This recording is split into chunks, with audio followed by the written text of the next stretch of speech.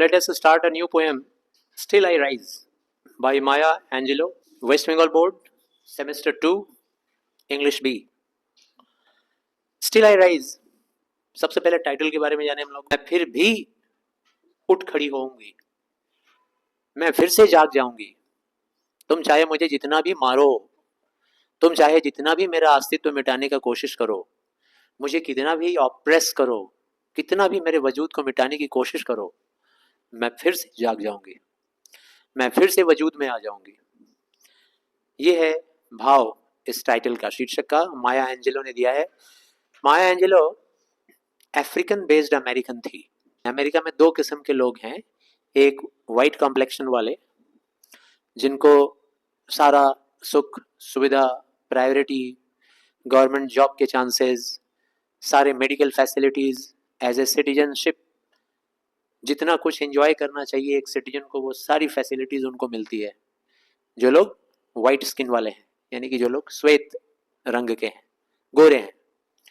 और दूसरी जाति है अमेरिका में जो काले लोग हैं। ये जो काले लोग हैं, इनको वहाँ का किसी भी तरह का फैसिलिटीज नहीं मिलता था पुराने जमाने में, पुराने समय में। इसके लिए अमेरिका में कितने 100 साल तक सिविल वॉर चलता रहा। अब्राहम लिंकन के बारे में सुना होगा तुम लोगों ने, उन्होंने भी इसके खिलाफ में आवाज उठाया। बराक ओबामा सबसे पहले राष्ट्रपति बनकर आए, इतने लंबे समय तक शासन करने वाले बराक ओबामा, जो काले वर्ण के थे, डार्क कॉम्प्लेक्शन के थे, और इतने लंबे समय तक उन्होंने राष्ट्रपति पद संभाला अमेरिका का। तो उन दिनों की बात है जब ये काले लोग को ऑप्रेस किया जाता था, उन्हें वहां सताया जाता था, उन्हें गुलाम बनाकर रखा जाता था। फिजिकली ये लोग बहुत ही स्ट्रांग हुआ करते थे, जिसकी वजह से इनको अक्सर अपने घर में जो गोरे अमेरिकन होते थे गुलाम के रूप में रखते थे, और उनसे चाहे जो भी काम लेते थे, चाहे वो स्त्री हो चाहे वो पुरुष हो। एक बार गुलामी में तुमको खरीद लिया गया तो तुमसे कुछ भी करवाया जा सकता है। इवन तुम बीमार हो तो तुमको रेस्ट लेने का भी इजाजत नहीं है। इवन तुमको अगर हम चाहें तो गोली से उड़ा दें, हमारे ऊपर कोई पुलिस केस नहीं होगा। That will not be considered as a murder. जैसे आदमी अपने कुत्ते बिल्ली को मार देता है, आदमी अगर चाहे तो अपने गुलाम को भी मार सकता था। उस जमाने की माया एंजेलो थी। ऑपरेशन किसको कहते हैं, सताना किसको कहते हैं, हम तुम क्या जाने। हम लोग तो आजाद भारतवर्ष में जन्म लिए हैं, या किसी आजाद कंट्री में जन्म लेने वाले लोग कैसे जानेंगे कि ऑपरेशन किसको कहते हैं, सताना किसको कहते हैं। माया एंजेलो उस जमाने की थी अमेरिका में जब काले लोगों को सताया जाता था। उनका फुल नेम था मार्गरेट एन जॉनसन, लेकिन लिटरेचर में उनका नाम पड़ा माया एंजेलो। माया एंजेलो जब महज बहुत ही छोटी उम्र में 5-6 साल की थी, उसके मदर एंड फादर का डिवोर्स हो गया। डिवोर्सी मदर ने एक दूसरे व्यक्ति के साथ अपना रिलेशनशिप बनाया, जो कि उसका बॉयफ्रेंड था उसके मदर का। उस बॉयफ्रेंड ने माया एंजेलो को 6 वर्ष की उम्र में फिजिकली मॉलेस्ट किया। इतना कुछ अत्याचार झेलने के बाद भी, उस मॉलेस्टेशन के बाद, वो कहा जाता है उसके बारे में कि 5-6 साल तक उसने मुंह नहीं खोला, गूंगी जैसी हो गई। मतलब वो इतना टॉर्चर हुई कि टॉर्चर होने के बाद वो समझ नहीं पा रही थी कि मतलब लाइफ क्या है, माता पिता क्या है, कुछ भी नहीं। ऐसे सिचुएशन में आदमी रहता है तो मर जाता है, सुसाइड कर लेता है, डिप्रेशन में चला जाता है। इतना ज़्यादा ऑप्रेस किया जाता है, किसी को सताया जाता है कि वो डिप्रेस हो जाता है, और डिप्रेशन में जाने के बाद आदमी अक्सर सुसाइड कर लेते हैं। माया एंजेलो के पास भी ये बहुत ही सस्ता रास्ता था, लेकिन उसने एक ऐसा एग्जाम्पल क्रिएट किया है कि वो एग्जाम्पल सबको सीखने लायक है। और अपने उस ऑपरेशन, अपने उस डिप्रेशन से निकलने के बाद माया एंजेलो ने तय किया कि हम अपना रास्ता खुद बनाएंगे। उसे बार बार झुकाया गया, दबाया गया, ऑप्रेस किया गया, सताया गया, लेकिन वो बार बार आगे बढ़ी। उसको डांस करना पड़ा बार में जा जाकर, ठीक है ना, गाना पड़ा 2 पैसे कमाने के लिए, पेट पालने के लिए, लेकिन उसने अपना जो रास्ता चुना था कि हमें किस मंजिल पे पहुंचना है, वो नहीं भूली वो कभी भी, आगे उसको बढ़ना था। बताया गया है कि she was a singer, dancer, scholar, till the time before she died she was a social activist. वो एक समाज सुधारक थी, सक्रिय रूप से समाज के लिए काम करने वाली Maya Angelou. She was born on 4th April 1928 and she died in 2014। America में ही जन्म हुआ, अमेरिका में उसकी मृत्यु हुई। और ये जो पोएम है ना, still I rise, this poem is an assertion, this is a kind of resilience. Resilience किसको बोलते हैं? तो रिजाइलेंस का मतलब होता है एक ऐसा मेंटल एबिलिटी किसी इंसान का कि अपने वो ऑपरेशन से, अपने सताए हुए स्थिति से निकल के बाहर आ जाए, अपने आप को रिकवर कर ले, उसको बोलते हैं रिजाइलेंस। तो माया एंजेलो रिजाइलेंट थी, ये उसका एक नेचर था, शी वॉज रिजाइलेंट, अपने ऑपरेशन से वो बाहर निकली। So this poem is an assertion, complete assertion, कि आप चाहे जितना भी मुझे दबा लो, जितना भी मुझे सता लो, मैं आगे बढ़ूंगी ही बढ़ूंगी, आगे आऊंगी ही आऊंगी। तो ये एक सीखने लायक पोएम है, सबके लिए है, सिर्फ उसी के लिए नहीं है जो सताए जाते हैं या जो दबाए जाते हैं समाज में, बल्कि ये सबके लिए है कि अगर माया एंजेलो जैसी इंसान, एक महिला होकर, इतना कुछ टॉर्चर होने के बाद, इससे ज्यादा कोई टॉर्चर होगा क्या? At the age of 6 she was molested. इतना टॉर्चर होने के बाद वो कैसे अपने आप को एक इंसान बनाई, कैसे पोएट बन गई, इतनी बड़ी novelist, poet.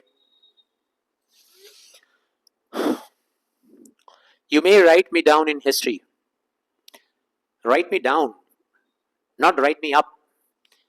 Writing about someone down means what? उसके बारे में बुराई लिखना, उसके बारे में ऐसा लिखना कि तुम कुछ हो ही नहीं, तुम्हारा कोई वजूद ही नहीं है, तुम्हारी कोई औकात ही नहीं है यार। ठीक है ना? जैसे हमारे इतिहास में, हम लोग जो पढ़ते हैं इतिहास, हम लोगों के इतिहास में तुम देखोगे ऐसा बहुत बहुत सारा इंपॉर्टेंट घटना है। ठीक, हमारे देश को बचाने के लिए जो बड़े बड़े देशभक्त लोग थे, ऐसे ऐसी मौत मर गए, साइलेंट डेथ हो गया उनका, लेकिन उनके बारे में हिस्ट्री में कुछ महान बात नहीं लिखा गया। ठीक है ना? उनको उनको दबाया गया, उनको ऑप्रेस किया गया, सता दिया गया, मतलब उनके बारे में बहुत बढ़ चढ़कर नहीं लिखा गया, तो राइटिंग डाउन हो गया। तो कह रही है you may right me down, तुम मेरे बारे में बहुत गिरा कर लिख सकते हो, तुम्हारी मर्जी, because you are in power. गोरे लोगों को बोल रही है, चाहो तो मेरे बारे में एकदम मुझे हिस्ट्री में दबा दो, मेरे बारे में कुछ भी महान मत लिखो, क्योंकि तुम्हारे पास पावर है लिखने का। You are the maker of history, चाहो जिसे उठा दो, चाहे जिसे गिरा दो, तो चाहे हमें कितना भी गिरा दो। With your bitter twisted lies, कैसे गिरा दो? तुम्हारे लाइज से, तुम्हारे झूठ से, ऐसे ऐसे झूठ जो कि बिटर है, दुखदायक है, सैड है, सैडोनिक है, बुरा बुरा झूठ मेरे बारे में लिखकर, मैं ये हूं, मैं वो हूं, मैं नीच हूं, मैं बहुत बुरी इंसान हूं, मेरा चरित्र खराब है, कह दो, चाहे जो भी कह दो, मेरे माता पिता बुरे इंसान थे, मेरा खानदान बुरा है, हम लोग बुरे लोग हैं, गिराओ जितना भी कह सकते हो। ट्विस्टेड लाइज, तोड़ मरोड़ कर मेरे बारे में झूठ कह दो, चाहो तो। ट्विस्ट करना मतलब घुमा फिरा कर, टेढ़े में, हाँ, बनाकर, मन गढ़ंत, जितने भी चाहो लाइज लिख दो। You may ट्रॉड me in the very dirt, you may, तुम चाहो तो ये भी कर सकते हो, तुम मतलब कौन? गोरे लोग। तुम चाहे तो ये भी कर सकते हो, मुझे ट्रॉड कर सकते हो। ट्रॉड करना मतलब ट्रीट करना, मुझे कुचल देना, मुझे दबा देना, मुझे मिट्टी में मिला देना। ट्रॉड करना मतलब मुझे नष्ट कर देना। तुम चाहो तो मेरे वजूद को नष्ट कर दो, मुझे दबा दो, मिट्टी में मिला दो, कुचल डालो मुझे। इन द वेरी डर्ट, उसी डर्ट में, कौन से डर्ट में भाई? जिस डर्ट से मैं जन्म ली हूं। डर्ट यानी गंदगी, डर्ट मतलब यहाँ धूल भी है, डर्ट का मतलब धूल का कण। तुम चाहे मुझे उस धूल में ही मिला दो, but still like dust I will rise. तुम चाहे मुझे जितना भी मेरे वजूद को गंदगी में मिला दो, कुचल डालो, मुझे मेरा नाश कर दो, फिर भी मैं उस धूल की तरह से, मैं फिर से राइज करूंगी, मैं उठूंगी, मेरा वजूद जागेगा, मैं फिर से राइज करूंगी उस धूल की तरह, उस मिट्टी के कण की तरह, जिस धूल और जिस मिट्टी से मेरा वजूद बना है। हम सब मिट्टी से ही तो बने हैं ना।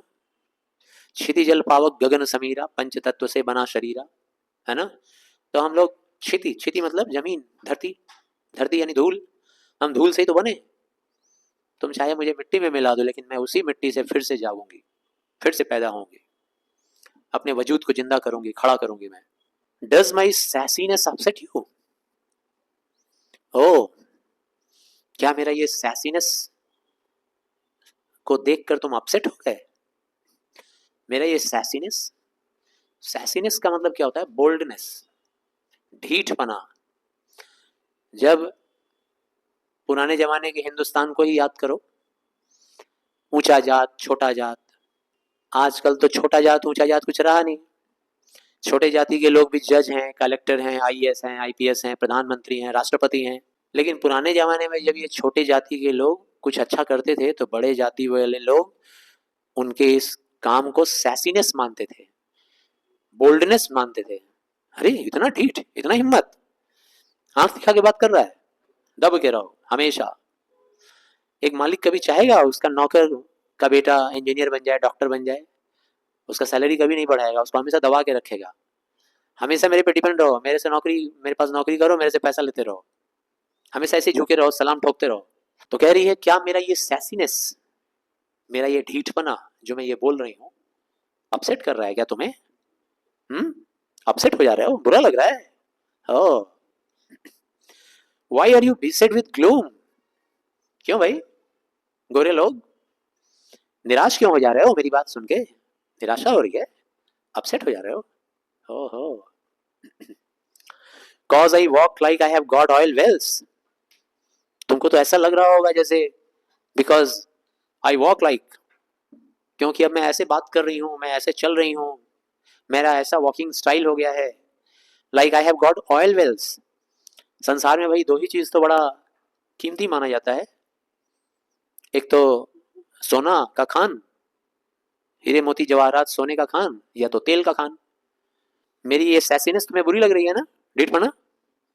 अपसेट हो गए ना, निराश हो गए?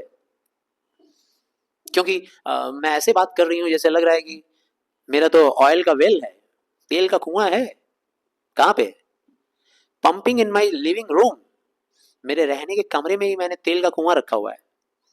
जब चाहूंगी तब जाऊंगी, इतना 1000 लीटर निकलवा लूंगी, निकलवा के बेच के ठाट से घूमूंगी मस्ती से, कोई टेंशन नहीं। घर में ही तेल का कुआं है। जिसके घर में तेल का कुआं रहेगा वही इस तरह से ढीठपना दिखा सकता है, इस तरह का घमंड, बात में, वॉक में, टॉक में। आई कैन टॉक घमंड, आई कैन वॉक घमंड, आई कैन स्पीक घमंड। Pumping in my living room, just like moons and like suns, with the certainty of tides, just like hopes springing high, still I rise. बोल रही है जैसे ये moon, जैसे ये सन हमेशा उगते हैं ना, हमेशा हाई रहते हैं ना, ये मून ये सन हमेशा नेचुरल फिनोमेना के तहत इंसान के सिर के ऊपर नजर आते हैं, चमकते रहते हैं, ब्राइटनेस देते रहते हैं पूरे संसार को। With the certainty of tides, जब जब मून और सन आता है तो एक बात की और सर्टेनिटी होती है, एक बात की और निश्चितता होती है। किसकी? That the tides will arise, that the tides will come into existence. ज्वार भाटा भी आएगा।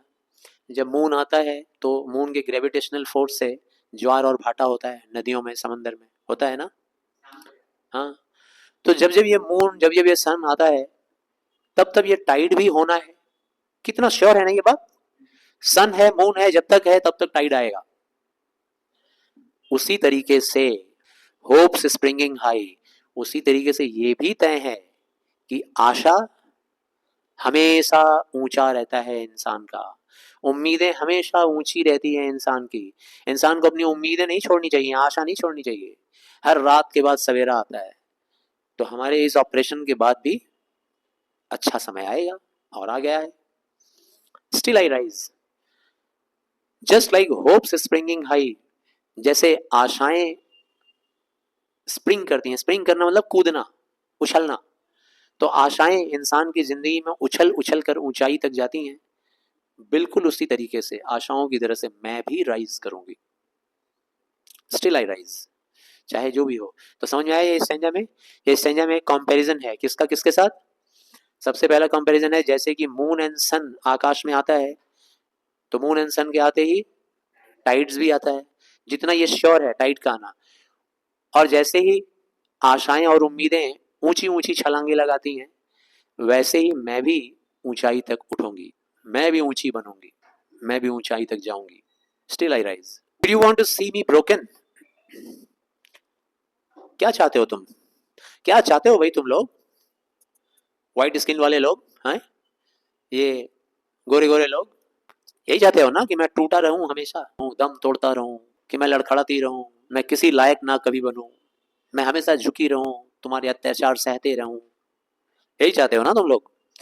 बोर्ड हेड, यही चाहते हो ना कि मेरा सिर हमेशा तुम्हारे सामने झुका रहे, नत मस्तक रहे। लोअर्ड आइज, यही चाहते हो ना कि मेरी आंखें कभी तुम्हारी आंखों से मिले ना, हमेशा आंखें झुकी रहे। बात करोगे आंखें हमारी हमेशा झुकी रहेंगी। शोल्डर्स फॉलिंग डाउन, और हमारे कंधे झुके रहे। गुलाम ऐसा करेगा, मास्टर उसका जो मालिक होगा तुरंत आकर सीने में मारेगा मुक्का, बोले हट, सीना सीना तान रहा है मेरे सामने, झुका ऐसे कंधा, ऐसे झुका रहे, है ना, आंख दिखा रहा है। तो यही चाहते हो ना, मेरे शोल्डर्स फॉलिंग डाउन, मेरे शोल्डर्स झुके रहें, कंधे झुके रहें। लाइक टीयर ड्रॉप्स, जैसे आंसू के बूंद, आंखों से जब आंसू झड़ते हैं तो आंसू नीचे की तरफ गिरते हैं, उसी तरीके से मेरे कंधे भी झुके रहें नीचे की ओर। Weakened by my soulful cries, यही चाहते हो ना कि इतना झुका रहे मेरा कंधा, और कैसा झुका रहे, जैसे आंख से आंसू निकलते हो, लाइक टीयर ड्रॉप्स, उसकी तरह झुका हुआ, मतलब आंख से बहने वाले आंसुओं की तरफ नीचे की ओर झुका रहे। Weakened by my soulful cries, और वो आंख के आंसू कैसे निकल रहे हो, soulful cries, weakened by soulful cries, मेरी आंख ऐसे रो रही हो जैसे मेरे सोल को कष्ट हो रहा हो, बॉडी को कष्ट नहीं, सोल, सोल का कष्ट जो होता है वो ज्यादा बड़ा होता है, बॉडी का कष्ट कुछ भी नहीं है। तुमको एक छड़ी लगेगा, दो छड़ी लगेगा, वो जो दर्द होगा वो कुछ नहीं है।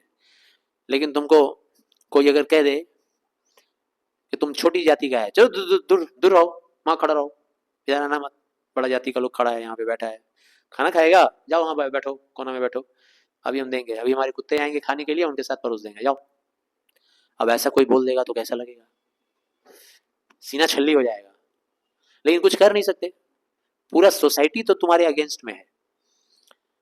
तो ऐसे में सोलफुल क्राइज निकलता है, दर्द भरा हुआ आंसू, सीने में तड़प की आंसू निकलती है, अपना वजूद नहीं है। यही चाहते हो ना, ऐसी ही रोती रहूं मैं, इसी तरह से मेरे आंसू बहते रहे, और उन्हीं आंसुओं, बहते हुए आंसुओं की तरह मेरा कंधा भी झुका रहे, मेरा सिर झुका रहे, मेरी आंखें झुकी रहे। यही चाहते हो ना तुम। डज माई हॉटीनेस ऑफेंड यू, हो, मेरा हॉटीनेस तुम्हारा इंसल्ट कर रहा है क्या, काफी इंसल्ट महसूस कर रहे हो, किसकी वजह से, मेरे हॉटीनेस, HAUGHT, हॉट, हॉट का मतलब क्या होता है, अभिमान, घमंड। हॉटीनेस मतलब मेरे इस घमंडी स्वभाव से तुमको दुख हो रहा है, अच्छा, इंसल्ट हो रहा है, ऑफेंड, ऑफेंसिव फील कर रहे हो। Don't you take it awful hard, तुमको बहुत तकलीफ महसूस हो रही होगी मेरे इस अभिमानी तरीके से, बातचीत के अंदाज से। बिकॉज आई लाफ लाइक, क्योंकि मैं तो ऐसे हंस रही हूं, ऐसे मुस्कुरा रही हूं बात करते वक्त तुमसे, आज तक हिम्मत नहीं था, लेकिन अभी मैं तुमसे बातें कर रही हूं तो कैसे मुस्कुरा रही हूं, like I have got gold mines, जैसा कि मेरे पास सोने का खान है। कहां पे, digging in my own backyard, ठीक मेरे घर के पीछे। घर के पीछे का जो एरिया होता है, खाली एरिया, उसको बैकयार्ड बोलते हैं, और घर के सामने वाला जो होता है उसको कोर्टयार्ड बोलते हैं, खाली जगह। घर के सामने बंगलो बंगलो के खाली जगह के सामने वो कोर्टयार्ड है, पीछे बैकयार्ड। तो मैं तुमसे ऐसे बातें कर रही हूँ जैसे लग रहा है मेरे घर के बैकयार्ड में मैंने सोने का खान रखा हुआ है। सोने का खान रखने का मतलब, जब चाहूंगी जाऊंगी, मिट्टी खोद कर 5-6 किलो सोना निकाल के भेज दूंगी, अगला 10 साल का छुट्टी मजे से एंजॉय करेंगे। You may shoot me with your words, तुम अपने शब्दों से मुझे मार सकते हो, शूट कर सकते हो। थोड़ी देर पहले मैंने तुम्हें बताया था, इंसान को तकलीफ देने के लिए जरूरी नहीं है कि डंडा से मारें, गोली से मारें, तकलीफ देने के लिए जवान और शब्द ही काफी है। 4-5 साल और बड़े हो जाओगे, कुछ काम नहीं करोगे, सबसे ज्यादा मम्मी पापा का बात लगेगा। पापा बोलेंगे कब तक मुफ्त का रोटी तोड़ेगा, उल्लू कहेगा, भाग यहां से। मारने से भी ज्यादा दर्द यहां होता है, आंखों से, जुबान से। You may shoot me with your words, मार दो मुझे, मारो अपनी जुबान से, ठीक है ना, अपनी जुबान से हमें मार डालो, ऐसे ऐसे शब्द बोलो शूट करो। You may cut me with your eyes, अपनी आंखों से हमें काट डालो, तुम्हारी आंखों की कटारी से। यहाँ वो प्रेम वाली कटारी नहीं, नफरत वाली कटारी है। You may kill me with your hatefulness, चाहो तो मेरी जान ले लो अपने इस घृणा से, अपने हेटफुल एक्सप्रेशन से मेरी जान ले लो। But still like air I will rise, लेकिन फिर भी हवा के झोंकों की तरह से मैं फिर से उठूंगी। मैं उठूंगी, मुझे कोई रोक नहीं सकता, चाहे मुझे जितना भी ऑप्रेस कर लो, मुझे जितना भी सता लो, मुझे जितना भी दबा लो, मैं तो आऊंगी, उठूंगी। अपने वजूद को मैं दिखाऊंगी कि मुझ में है वो हौसला, मुझ में है वो हिम्मत, मैं कुछ करके दिखाऊंगी। Does my sexiness upset you? हाँ, मेरा ये जो फिजिकल अट्रैक्शन है, मेरा ये जो शरीर का बनावट, मेरा सुंदरता दुख दे रहा है ना तुमको? कि काले लोग कब से सेक्सी होने लगे, ये लोग कब से ब्यूटीफुल और अट्रैक्टिव होने लगे? अपसेट हो रहा है ना? मैं दिखाऊंगी, मैं ऐसा करके दिखाऊंगी कि हम भी ब्यूटीफुल हो सकते हैं, हम भी खूबसूरत हो सकते हैं, अट्रैक्टिव हो सकते हैं। Does it come as a surprise? मैं जो इतना फिजिकली अट्रैक्टिव हो गई हूं, सरप्राइजिंग लग रहा है ना तुम्हें? क्यों गोरे लोग? सिर्फ गोरी लड़कियां ही अट्रैक्टिव लगती थी, अब ये काली भी अट्रैक्टिव लग रही है। सरप्राइज हो गए, हैरानी हो रही है ना? That I dance like I have got diamonds at the meeting of my thighs. That I dance, मैं डांस करने लग गई हूं, इससे तुमको बड़ा हैरानी हो रहा होगा। Like I have got diamonds, ऐसा लग रहा है जैसे at the meeting of my thighs. Thighs ये जो जांघें हैं, ब्यूटीफुल सुडॉल, जहां ये दोनों जांघें मिल रही हैं, थाइज हमारे जो मिल रहे हैं, मीटिंग पॉइंट। कह रही है तुम्हें हैरानी हो रहा होगा, ये कैसे? फेयर कॉम्प्लेक्शन की जो अमेरिकन लड़कियां होंगी, वो कुछ ऐसा ड्रेस पहनती होंगी कि सामने उनका स्कर्ट थोड़ा कटा होता होगा। और क्यों कटा रहता है? ताकि थाइज के मीटिंग को वो लोग दिखला सकें। वहां पे कुछ डायमंड्स वायमंड्स का ऑर्नामेंट लगा देते हैं कपड़े पे, सुंदर दिखता है। और वहीं से वो स्कर्ट थोड़ा कटा रहता है, वहाँ जहाँ उनकी थाइज एक दूसरे से टच हो रही होती हैं। तो अब वैसा मेरा भी दिख रहा है, हैरान हो रहा है, हैरानी लग रही है ना तुम्हें कि ऐसा मेरे साथ कैसे हो गया? Out of the huts of history's shame, अब तक हम लोगों के हिस्ट्री को तुमने लिखा, अब तक हमारे इतिहास को तुम लोगों ने लिखा, गोरे लोगों ने। मेरी हिस्ट्री का एक हट, एक झोपड़ी कल्पना के रूप में बता रही है। ऐसा नहीं कि कोई झोपड़ी है, झोपड़ी में हिस्ट्री है, ऐसा नहीं है। मतलब टूटी फूटी मेरी वो हिस्ट्री, गया गुजरा हट के साथ तुलना किया गया है झोपड़ी के साथ। आज तक मेरा जो इतिहास था, उस इतिहास का जर्जर रूप तुमने दिखलाया है, बुरा रूप, टूटा फूटा रूप, हट्स के जैसा, झोपड़ी की तरह से रूप तुमने दिखलाया है, जिसमें हम लोगों का शेम दिखलाया है तुमने। हमारी जाति के ऊपर हम लोगों को शर्म आए, यही तुमने दिखाया है हमारी हिस्ट्री में। हम बुरे हैं, हम डकैत हैं, हम चोर हैं, हम चरित्रहीन हैं, हम गरीब हैं, हम सिर्फ भारी भरकम काम करते हैं, महीनी और बुद्धिमानी का काम नहीं कर पाते, हम सिर्फ नौकर चाकर बनते हैं। हमारी इतिहास को तुमने ऐसे दिखलाया है कि हमारी आने वाली पीढ़ी को और हमें उस पर शर्म आती है, यही तुमने दिखलाया है। लेकिन उस हट्स ऑफ हिस्ट्री से अब मैं उठूंगी, अब मैं बाहर निकलूंगी। वो जो तुमने एक इमेजिनरी झोपड़ी तैयार किया है ना, टूटा फूटा हमारे हिस्ट्री का, उस झोपड़ी से अब मैं बाहर निकलूंगी। अब from a past that is rooted in pen I rise, अब मैं राइज करूंगी, मैं उठूंगी, मैं बाहर निकलूंगी। फ्रॉम अ पास्ट, मेरे अतीत से, वो अतीत जो पेनफुली रूटेड है, वो अतीत जो दर्द के साथ गहराई में, जड़ में समाया गया है, दर्द के गहराई में, दर्द के जड़ों में समाया हुआ है, रूटेड इन पेन। हमारा अतीत सिर्फ दर्द से भरा है।